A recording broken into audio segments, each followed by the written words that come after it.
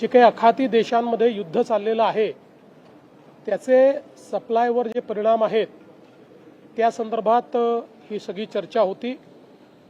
जवळजवळ सगळ्याच राज्यांच्या मुख्यमंत्र्यांनी माननीय प्रधानमंत्री महोदयांचं कौतुक केलं, त्यांचे आभार मानले की ज्या प्रकारे आपल्याकडे सप्लायचा कमीत कमी डिस्रप्शन हे झालेलं आहे, विशेषतः पेट्रोल डिझेल हे सातत्याने आपल्याकडे मिळतं आहे, त्याची किंमत वाढू नये म्हणून केंद्र सरकारने स्वतः 10 रुपयाचा शॉक ॲब्झॉर्ब केला आहे।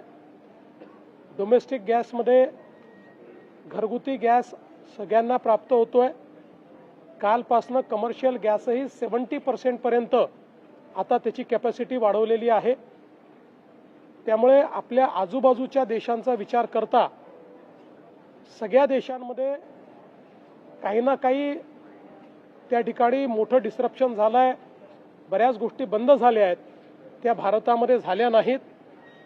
माननीय प्रधानमंत्री महोदयांनी देखील या संदर्भातली लॉंग टर्म स्ट्रॅटेजी सांगितली आणि विशेषतः 2 गोष्टी या त्यांनी सांगितल्या की जाणीवपूर्वक काही लोक आपल्या देशामध्ये संभ्रम पसरवत आहेत, तो संभ्रम पसरू देऊ नये, लॉकडाऊन लागेल वगैरे असल्या गोष्टी सांगितल्या जात आहेत।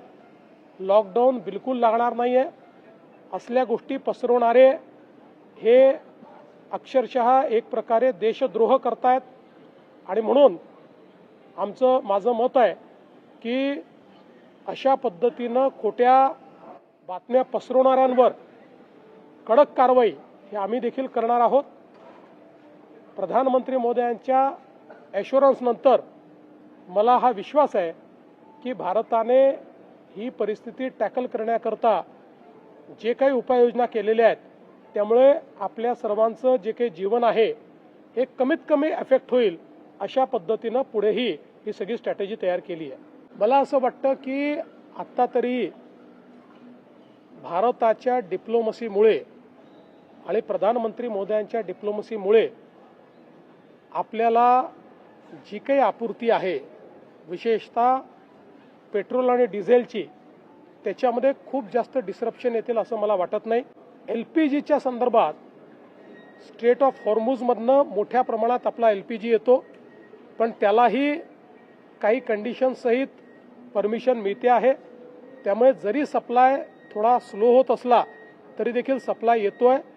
मला असं वाटतं की एक प्रकारे माननीय प्रधानमंत्री महोदयांच्या डिप्लोमसीमुळे खूप मोठे चॅलेंजेस नाही आहेत, तथापि छोटे चॅलेंजेस येतील, सप्लायचे चॅलेंजेस येतील, ते आपण त्या ठिकाणी आपल्या स्ट्रॅटेजीच्या माध्यमातून ओव्हरकम करण्याचा प्रयत्न करतोय।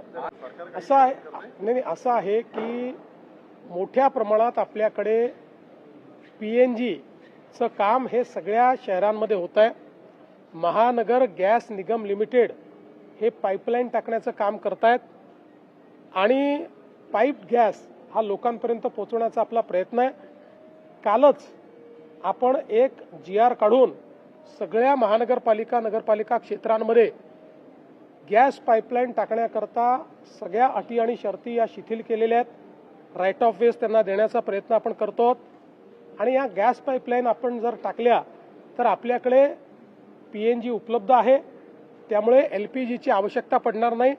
शहरांवरचा LPGचा लोड जर आपण कमी केला तर भविष्यात अशा पद्धतीच्या ज्या काही सिच्युएशन्स उभ्या होतात त्याच्यामध्ये देखील आपल्याला कुठली अडचण येणार नाही।